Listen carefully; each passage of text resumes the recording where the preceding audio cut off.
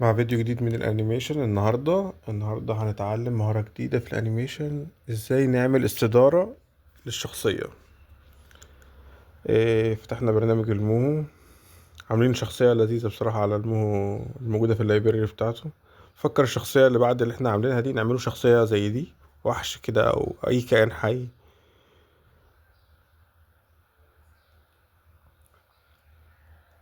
هنجرب نشوفه حاجة جديدة نعملوها. الشخصية بتاعتنا نفتحها، هنشيل الاختيار من على اي بون ونرسمه بون جديدة. نعمل نيو بون.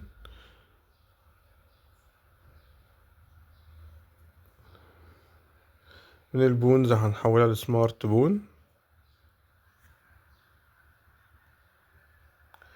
هي طبعا سمارت بون احنا عاملينها 100 فريم. هنيجي على الفريم رقم 50 اللي هو في النص، ونبدأ نعمل كي فريم لكل الليارات اللي عندنا تحت الوجه اللي هنحركها.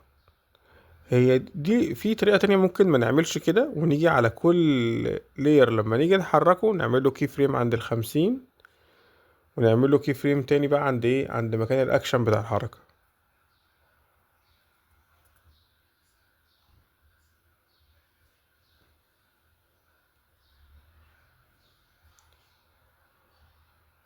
اختار فريمات الوجه كده، فريم مش سوري، مش فريمات، ليارات الوجه. فريم نعمل له اكشن كده، نتك على الشاشة بحيث ان يعمل كي فريم على البوينت 50، على فريم 50.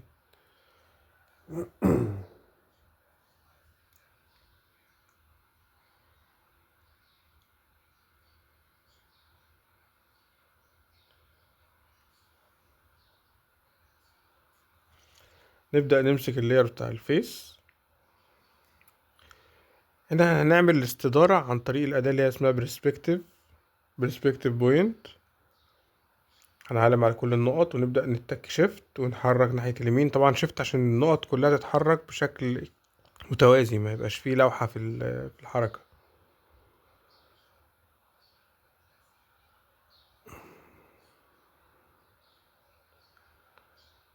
طبعا احنا واقفين على البوينت 100، اللي هي آخر اللي هو الاستدارة ناحية اليمين بالنسبة للشخصية. وهنبدأ ناخد لير نلفوه معانا في الفريم 100. نحرك الشعر.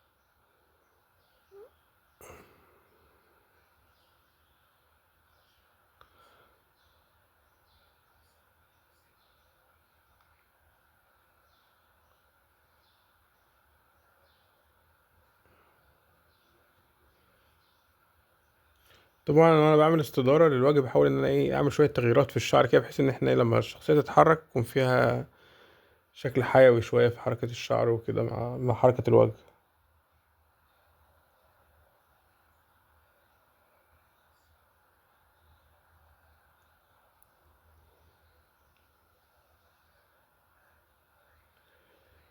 هنحرك الودن بردك مع الفيس.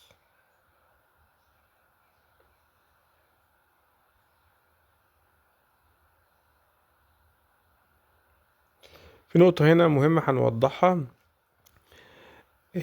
لما نيجي نحرك الوجه هيبقى فيه ليرات بتتبدل مكان ليرات، بمعنى ان في لير مثلا الودن هنا فوق الوش، لما هو هيلف وشه ناحية اليمين هيبقى المفروض الودن ترجع ورا. هنتك على الاوبشن بتاع الشخصية نفسها، ان احنا نختار ضغطتين على اللاير بتاع الشخصية كلها، ونعمل ديب سورت، ونختار نختار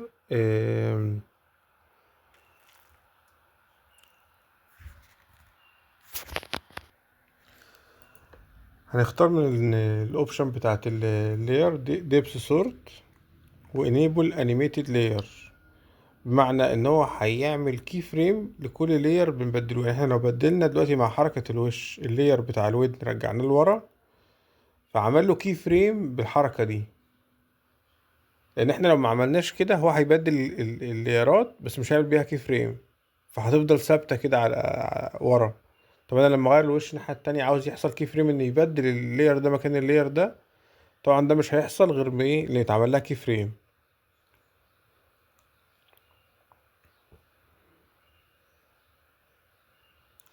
وبعد كده بقى اي حركه في اللايرات هتعمل لها كي فريم. بصوا لما نيجي نختار الجروب بتاعنا كله هتلاقي فيه كي فريم بتاع كل حركه لاير.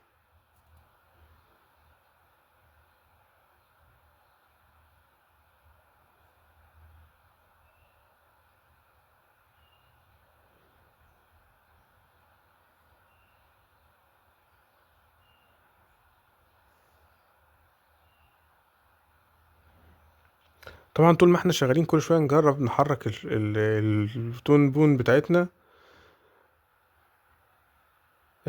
بحيث ان احنا البون بتاعتنا نشوفه حركتها سلسه مش سلسه، في حاجه غلط، حاجه مش مظبوطه في الحركه بتاعتنا.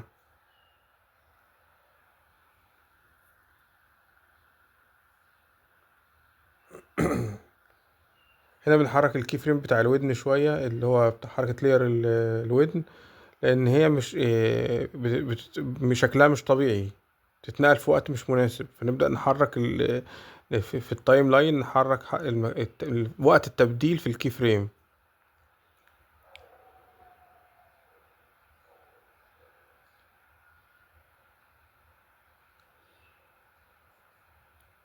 هنا في لاير مش مظبوط، الشعر بيتبدل مع الودن.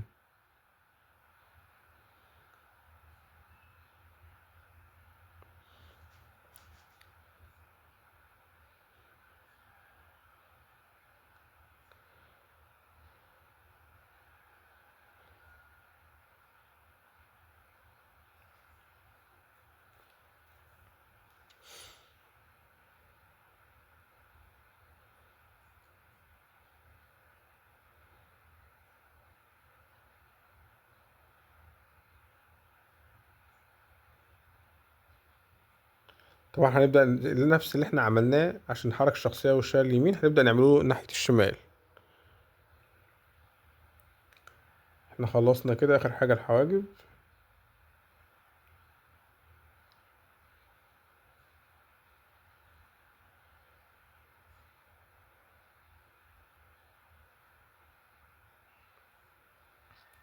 نبدأ بقى نشتغل اتجاه الناحية التانية العكس، نفس اللي عملناه في اليمين هنعمله في الشمال.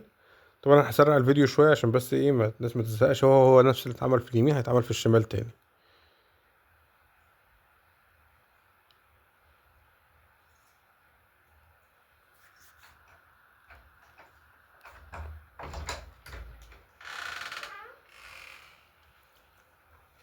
هنفضل برضك ايه مع كل تحريك ايه نجرب الشخصية بتتحرك بشكل مناسب ولا لا.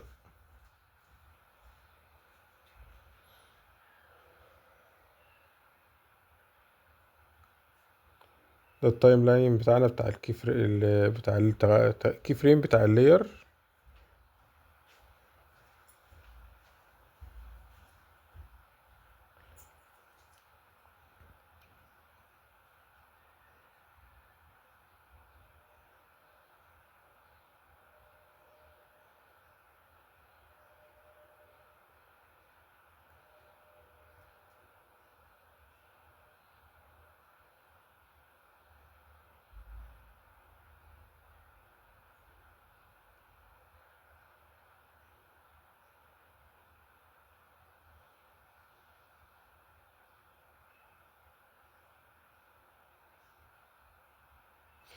المفروض الفيديو ده كنت هبدأ اعمل ربط اتنين بون ببعض، بس عشان بس ما نطولش مدة الفيديو هنعمله فيديو لوحده تاني.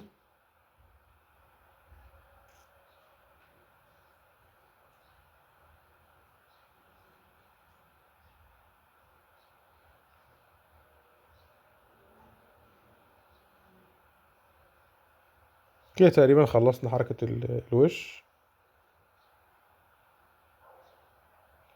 الفيديو اللي جاي يا اما هنشتغل بقى في حركة الجسم كله، يا اما هنشتغل ازاي نربط اتنين بون ببعض.